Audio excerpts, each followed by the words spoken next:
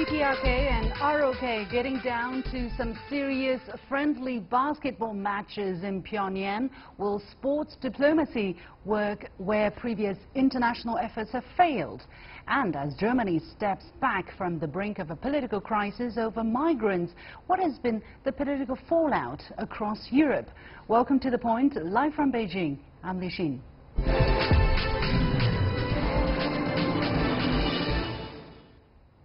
South Korea's Unification Minister Myoung-gyon has said Seoul will try to facilitate civilian-level exchanges with the Democratic People's Republic of Korea or North Korea in coming months to strengthen the conciliation process between the two sides. At the Inter-Korean Summit in April, DPRK leader Kim Jong-un and the South's President Moon Jae-in promised to boost sports cooperation and exchanges. This week, the DPRK and ROK are staging a series of friendly basketball games in Pyongyang. The last time such an event took place was 15 years ago. Now, men's and women's teams are playing 4 games on Wednesday and Thursday. Meanwhile, Seoul's visit will overlap with a trip to Pyongyang by U.S. Secretary of State Mike Pompeo, who is tasked with fleshing out details for the denuclearization deal reached in the Singapore summit between DPRK leader Kim Jong-un and U.S. President Donald Trump. Relations between the two Koreas have warmed considerably in recent months. Will sports diplomacy take it to a new level? Is basketball diplomacy comparable to the ping-pong diplomacy in the 1970s between the U.S. and China? Joining me for the discussion from Maryland, the U.S. via Skype is Ivan Eland, a senior fellow at the Independent Institute, and in Beijing, Cheng Xiaohe, an associate professor at Renmin University. Gentlemen, welcome to the show. Mr. Eland, let me go to you first. What we're seeing are some football matches and some activities between the two sides during the Pyeongchang Olympic Games held last February. Does such activities qualify as sports diplomacy? What do you say? Well, I think it does, and I think anything that can help countries who don't get along better is good, and I think oftentimes sports helps with that. It helped the U.S. and China with the ping-pong diplomacy back in the early 70s, and I think sports oftentimes, the Olympics and other types of sports often bring people together because they have something in common when there's not much in common otherwise, and so I think these events are a good thing. It doesn't solve the problems, but it certainly can work to thaw relations or eventually move towards that, I think. Mm-hmm. Professor Cheng, in terms of warming relations or having concrete exchanges to beef up the kind of momentum that was reached since the summit between the two sides that we've seen just now, is sports the convenient approach to do that? Why are the two sides choosing to step up their exchanges in the sports field in particular? Yes, sports diplomacy is a convenient tool for nations to achieve political purposes. You see, in the Cold Wars, after the Soviet Union invaded Afghanistan, United States and some Western countries boycotted the Moscow's Summer Olympic Games in 1980s. And 4 years later, Soviet Union retaliated. And you see, for the two Koreans, and the Olympic Games serve as a very convenient excuse for North Korea and South Korea to sit together and bring rapprochement to the tension-riddled Korea Peninsulas. And it's worked. And after the Olympic Games, the two Koreans carry out a number of the working level discussions, and both sides agree to improve the general relationship in all the fields. And I believe the basket games will continue to do the jobs. Tell us a little bit the commonalities and differences between the basketball diplomacy that we're seeing and the ping-pong diplomacy we're seeing. And this question is for Professor Cheng, since it has to do with China, maybe a little bit more. What are the differences between these two types of approaches? Is there anything that is comparable? Certainly, the two sports games could be put together, and we're going to see some similarities and also differences between the two diplomacies. And generally speaking, you see, when China and the United States had locked-in hostilities, the ping-pong ball played a very important role to bring China and the United States together, and also paved the way for Kissinger's secret visit to China in 1971 and Nixon's visit to China in 1972. But the small ball set in motion the changes of big ball, namely the global geopolitics, certainly has very significant historical significance. But for North Korea and South Korea's basketball, certainly they could reduce tensions across the border and also bring the two Korean people together and pave the way for new improvement on general relations between two countries. But it has only regional significance. Mr. Eland, what is your take on this question? How much boost do you think these sports diplomatic activities can have on the positive development of situation on the Korean Peninsula?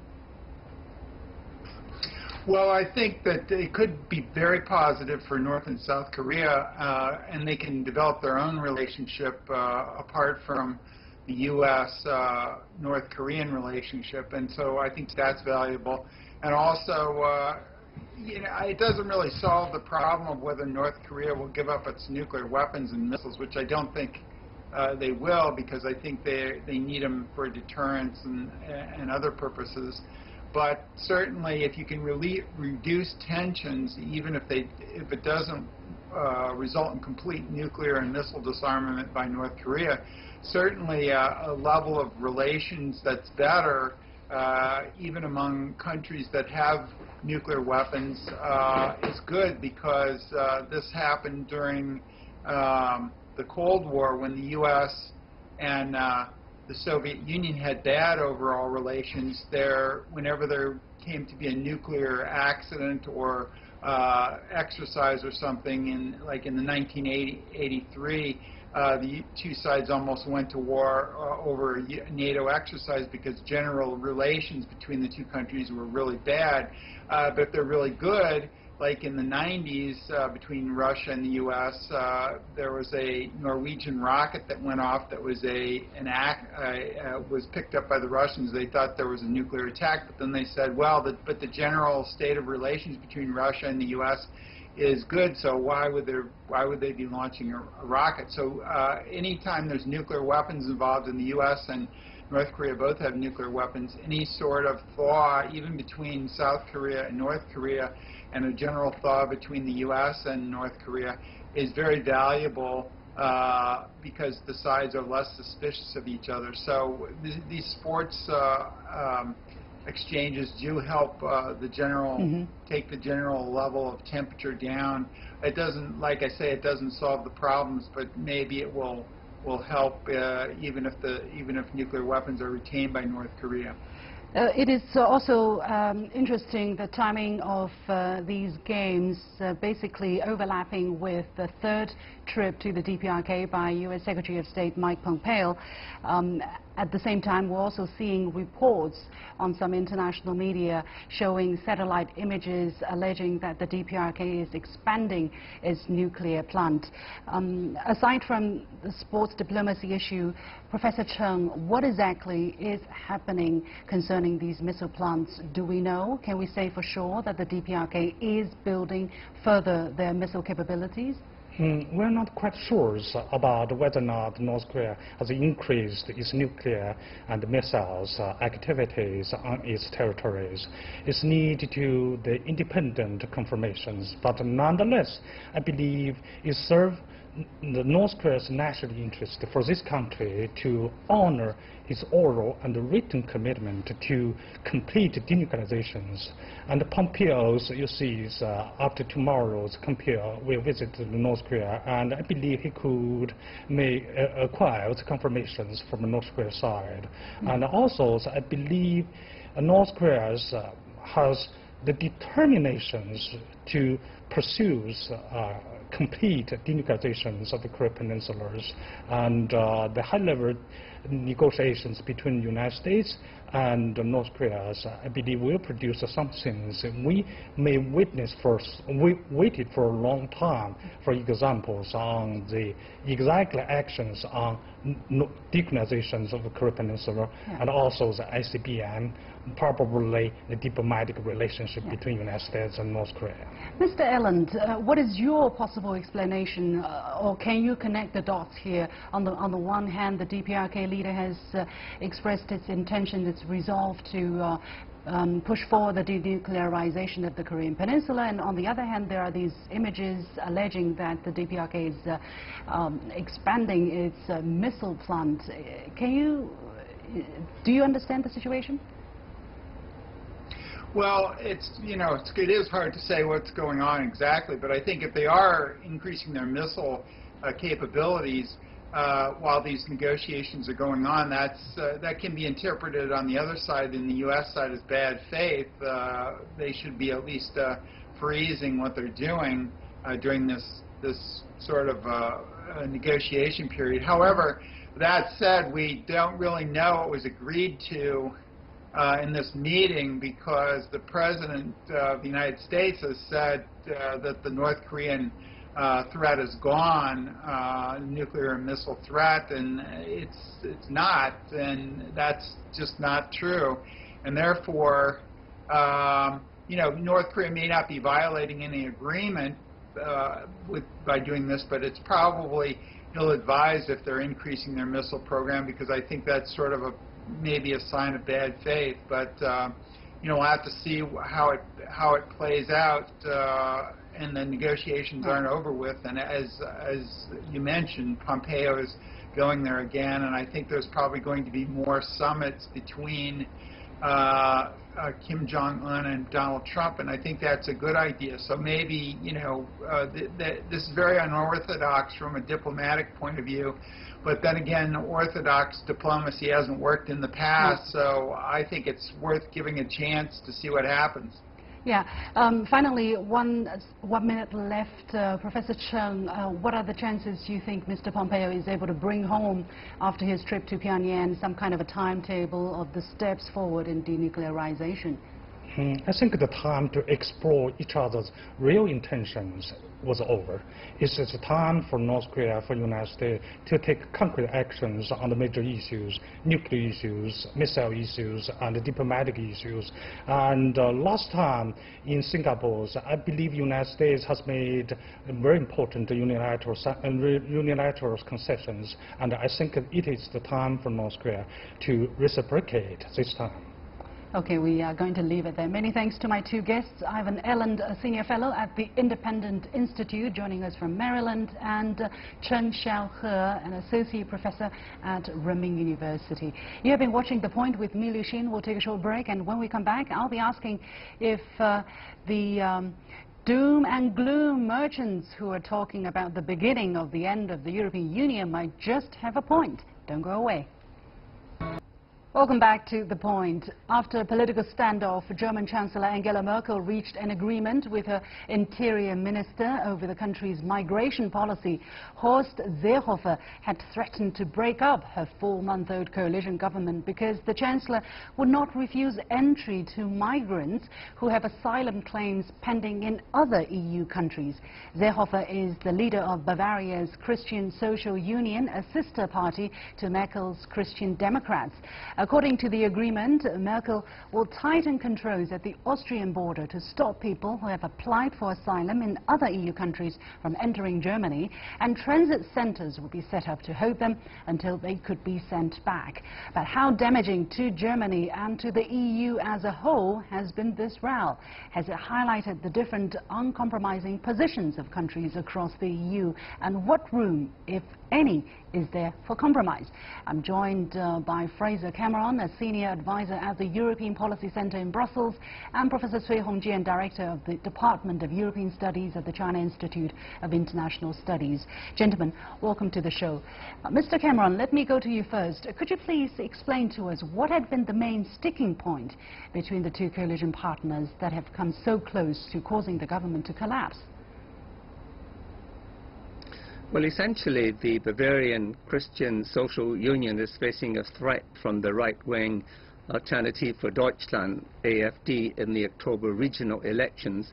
So they want to appear tough vis-à-vis the electorate and not allow AfD to make any sort of campaign promises about throwing out migrants. So they've taken a tough issue on allowing migrants into Germany, particularly focusing on the border between Austria and Bavaria. So that's essentially the problem, and Chancellor Merkel has tried to ensure that there's a European solution rather than just a Bavarian solution to the whole question of migration. Well, Professor Cui, the timing also, I guess, I believe is significant, right? Since 2015, where we see almost 1 million refugees coming into Europe. Actually, the number are considerably lower. The total up to the 20th of June this year is only a bit over 40,000, combining Italy, Spain and Greece together. That's compared to 73,000 in the first 6 months of last year. Why is the dramatic scaling back of the migrant numbers, and why is this issue so compelling now? Yeah, also, you know, if we take this, the big problem of refugee migration 2 years ago as maybe the first round of this migration or refugee crisis, I think at this moment, now it could call a kind of a second round. I think they do have a different background, a different, cause behind them. Also, we know the first round for the refugee and migration issue is, at that time, very, very big number of the refugee entered into Europe. So for European countries, the lack of capacity or consensus to deal with it. So it gives a very, very big disorder for European countries. But at this time, at this moment, I think a political change in some member states, including Germany, Italy, even Austria, I think gives a very, very strong dynamic driving force for this rising of, again, this refugee and migrant issue. Because as we know, this issue raised by Mr. Seehofer in Bavaria is because that before that, the Austrian government, as we know, they had a more they had a tougher attitude towards this refugee issue, and also the new government in Austria, they insisted that they will not receive more refugees from other countries. At the same time, the change of Italian politics. Now the Lega party, also the five-star movement. Yeah. They say that, okay, we will not receive more, and even we will expel, more refugee people or migration from Italy. So I think it gives a very, very negative influence on the whole, environment of European Union to try to, settle down this refugee and the migration issue. Mr. Cameron, how secure is the compromise reached between Merkel and Seehofer for the moment? Is the dispute behind them yet?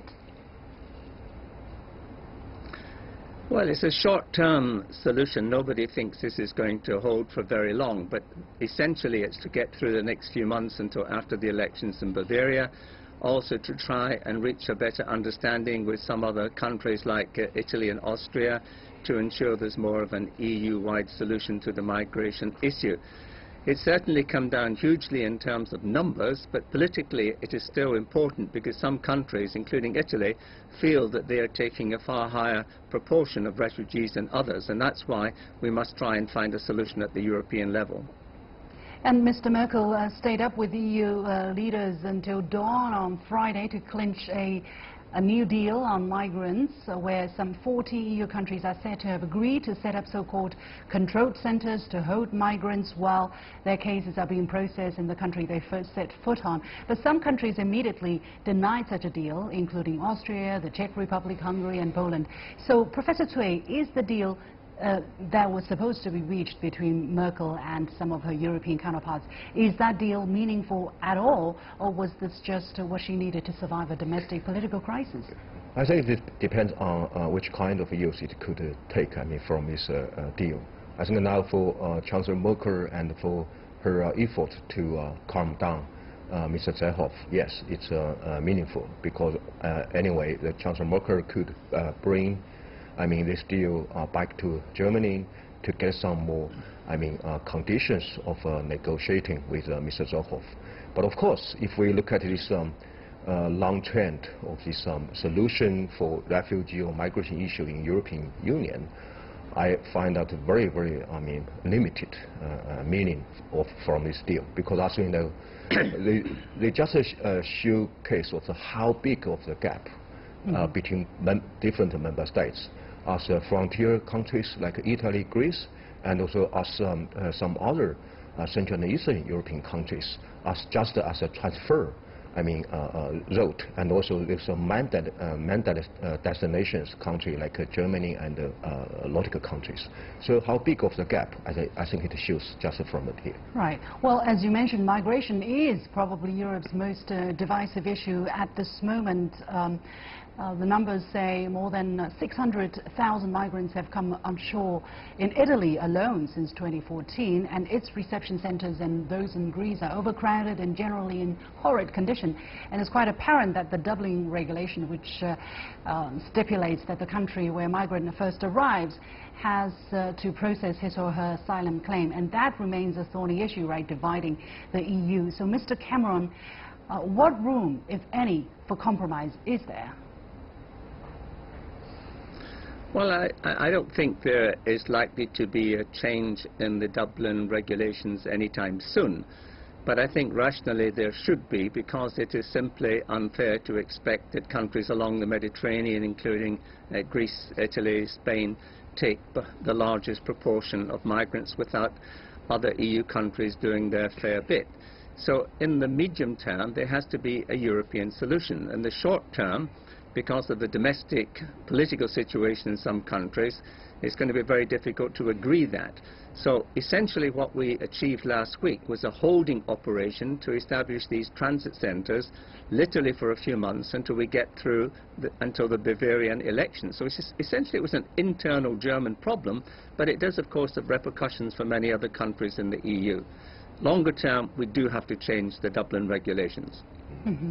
And Italy and Greece resent being left alone to deal with migrant arrivals, while northern countries blame the south for not patrolling their Mediterranean borders better and for having enabled migrants to slip away northwards towards richer Germany, Austria and Sweden. So migration is not only pitting east against Western Europe, but also seems to be pitting South Europe against the north. Professor Cui, is this simply a time bomb waiting to explode? Can the freedom of movement, which is one of the fundamental tenets of the EU, survive in the longer term? Yes, indeed. I think now the big problem of the migration refugee issue is not only just like a technological issue. Now, gradually and generally, now it gives a very big challenge to some, I think, very, very important principles for European integration, especially for the free movement of the people. As we know, it's a very, very basic, principle and guidelines for this Schengen zone, in European Union. As we know, to keep a free movement of people, we will also give a very good environment for the movement of capital, of trade, or some other. Mm-hmm. So once this basis was destroyed by this refugee migration dispute among member states, certainly they will give a very, very big problem for the the basis of the European integration, mm-hmm. and also it also showcase of these differences or divergences among member states. So I think, yeah. Yeah. Mr. Cameron, do you think also that the future of the EU is at stake here because of the division over the migration issues? I don't think the future of the EU as such is at stake. I mean, migration is going to be a problem that will run for some time. But I think given the sharp decline in numbers, it's not going to overrun the EU as many people feared just 2 years ago. And I think eventually a solution will be found in typical EU fashion. It will take compromises, but it's certainly not going to endanger either the future of the Schengen zone. In principle, there may be short-term temporary controls in some borders, but in the longer term, the EU is completely committed to the 4 principles, including freedom of movement. Well, at this moment, we are seeing Italy's decision in June not to accept the rescue vessel Aquarius with more than 600 migrants on board, and that attracted widespread criticism on humanitarian grounds. Now, Italy's right-wing Interior Minister Matteo Salvini said that although rescuing lives is a duty, transforming Italy into a vast refugee camp is not, and the ship was virtually diverted to Spain. So on a technical note here, Professor Cui, who has the legal responsibility for vessels at sea carrying migrants? We can find a big change of the political logic for some member states of the European Union, especially now with the new government in Italy, had a very big change compared with its previous, insisted.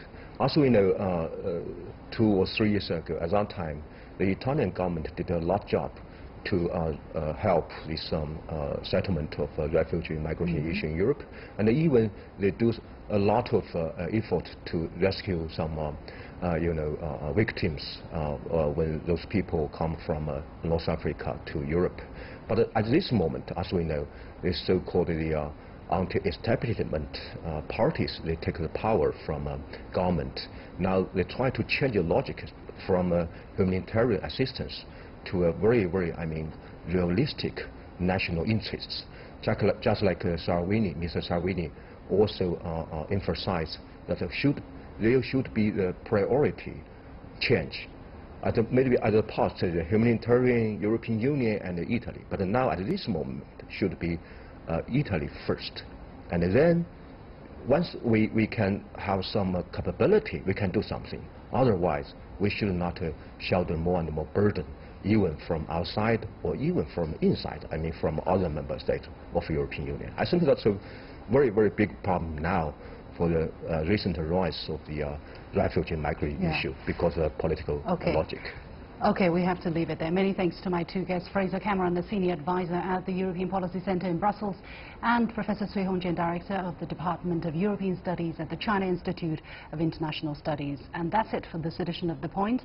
As usual, follow me on Facebook and Twitter using the handle The Point with LX. Download the application called CGTN to watch our show on your mobile devices, or go to YouTube and look for CGTN The Point. Thanks for watching. You've got The Point.